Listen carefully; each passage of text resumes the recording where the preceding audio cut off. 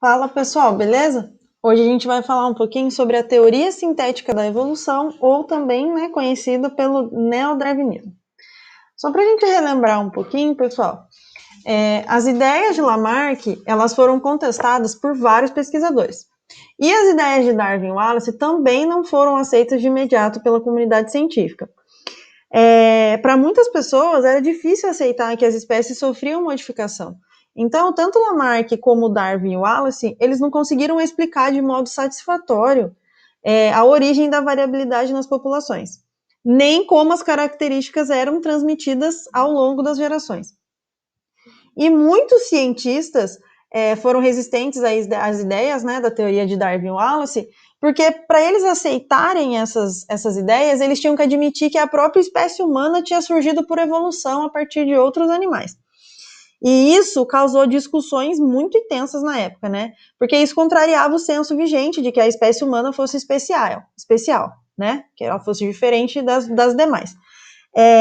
As ideias de Darwin e Wallace só foram completamente compreendidas depois do entendimento do processo da hereditariedade dos avanços na área da genética.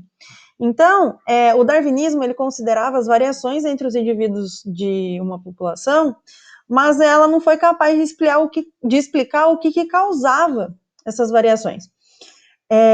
Isso só foi explicado depois da compreensão da existência das mutações, que são as alterações que acontecem ao acaso, e da variabilidade genética, que era decorrente da reprodução sexuada.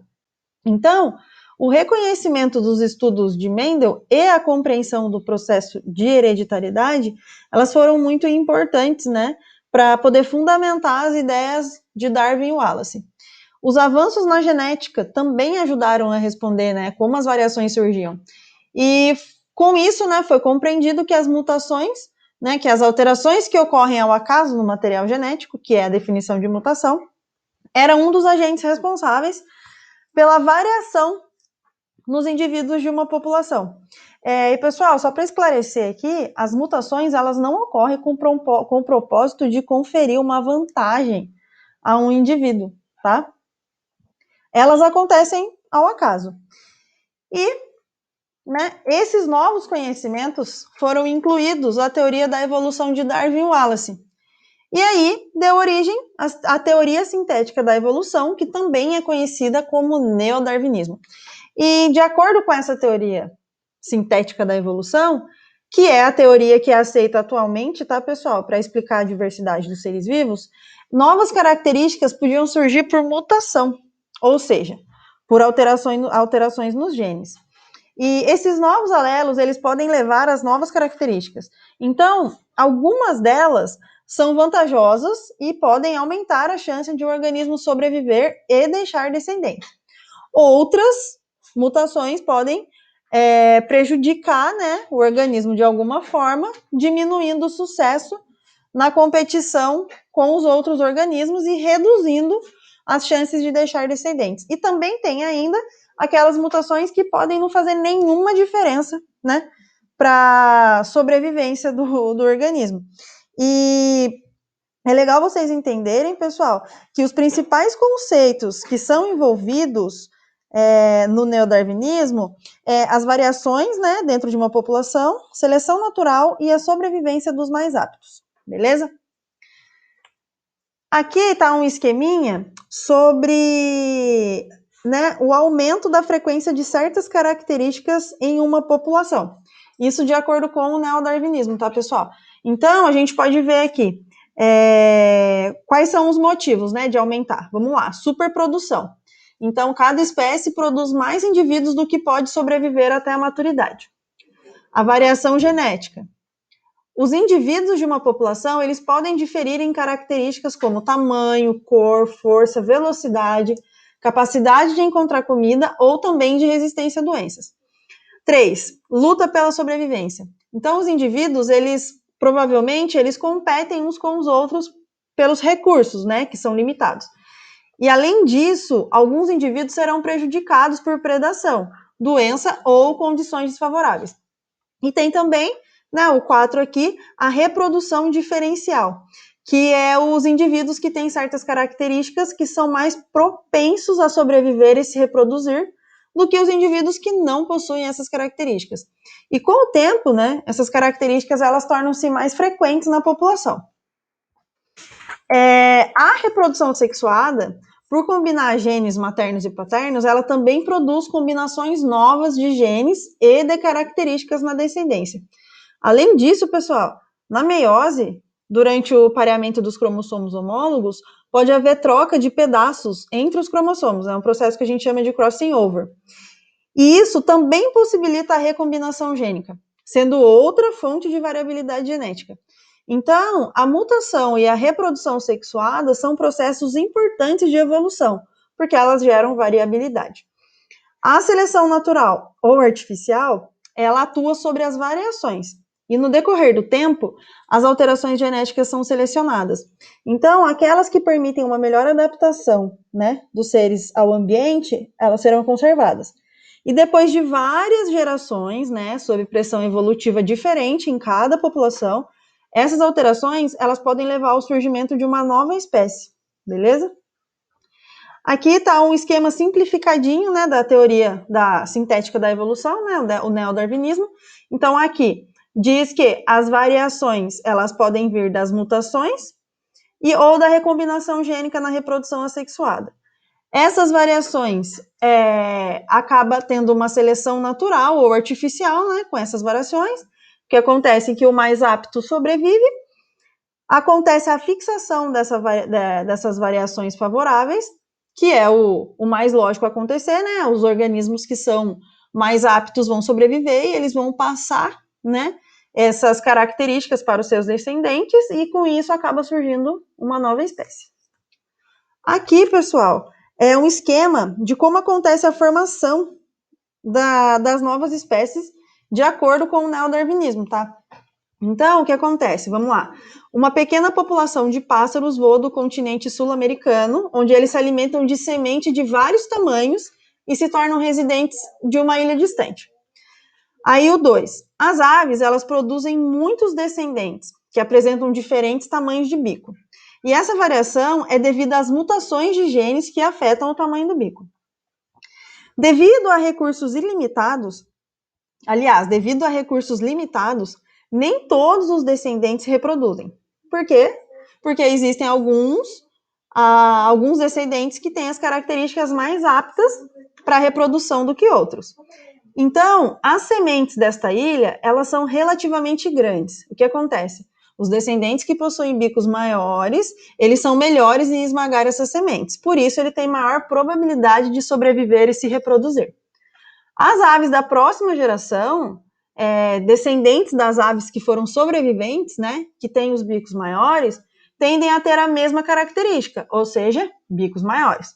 Depois de muitas gerações, a adaptação que permite o sucesso na alimentação de sementes maiores criou uma nova espécie de aves com bicos maiores. Assim também, né, com outras características modificadas que são adequadas ao novo ambiente, como, por exemplo, mudança de cor. Então, pessoal,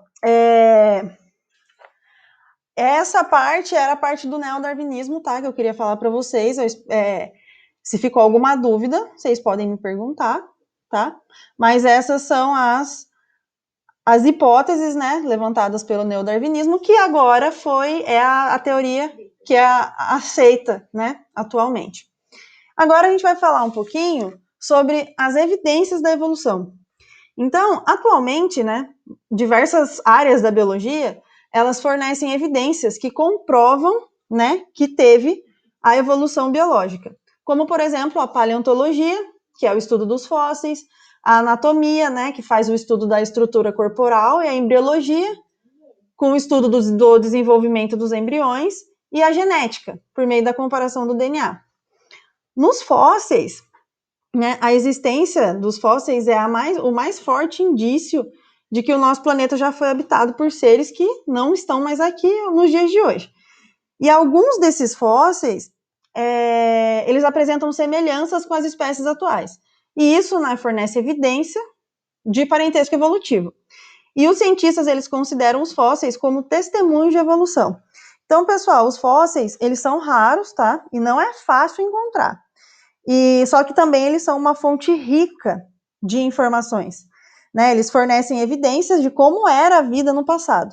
E também ajudam, né, a reconstruir a história de toda a diversificação dos seres vivos. Então, quando ele fala que o fóssil ele é testemunho da evolução, ele quer dizer que os fósseis são provas, né, de que o planeta já foi habitado por espécies diferentes das que a gente tem atualmente. O que significa, né? São provas de que os organismos se modificam ao longo do tempo. Por isso, né, eles são uma das principais evidências do processo de evolução. Então, pessoal, outra, né, evidência da evolução são a anatomia e embriologia comparadas. E essas estruturas ou órgãos que se formam, né, de modo semelhantes durante o processo de desenvolvimento embriológico de determinadas espécies, elas podem indicar ancestralidade comum, como, por exemplo, a asa de um morcego e o braço de uma pessoa, né, apresentam estruturas anatomicamente semelhantes. Eu coloquei a foto aqui para vocês verem. Lembrando, pessoal, que o morcego e o ser humano, eles são mamíferos, né? E isso aproxima eles de alguma forma. E acaba indicando, né, que esses animais descendem de uma espécie ancestral comum.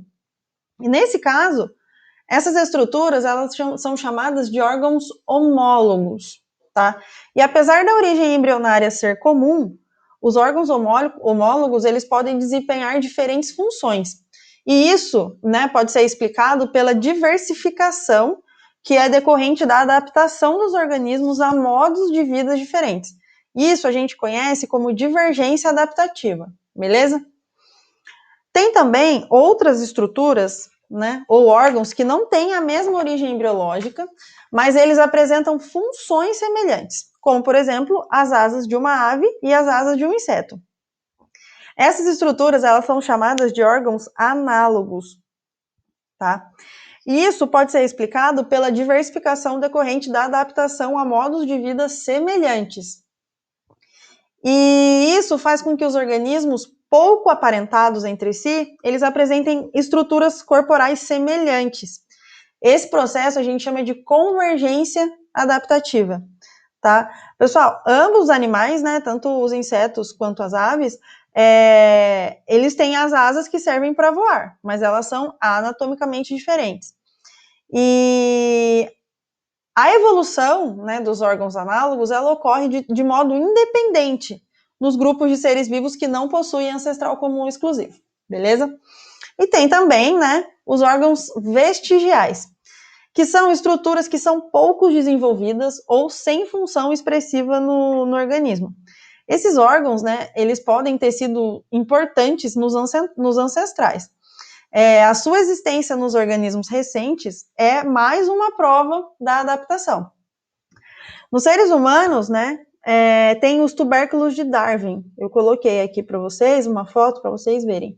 É um pequeno engrossamento, né, cartilaginoso da orelha. E ela é considerada uma estrutura vestigial. Ela pode ter tido uma função nos nossos ancestrais remotos, né, que tinha orelhas mais pontiagudas e captavam os sons com frequências mais altas. Mas o tubérculo de Darwin deixou de ser vantajoso e regrediu durante o processo evolutivo. Tem alguns certos órgãos, pessoal, como, por exemplo, o apêndice vermiforme, o dente do siso, né? Eles foram considerados por alguns cientistas como órgãos vestigiais. Mas agora, né, eles estão tendo essa classificação revista, pois eles não são tão inúteis quanto se pensava. E outra forma de evidência de evolução é a análise de DNA. A descoberta, né, da estrutura e do funcionamento do DNA permitiu usar a análise do material genético para estabelecer o parentesco evolutivo entre as espécies.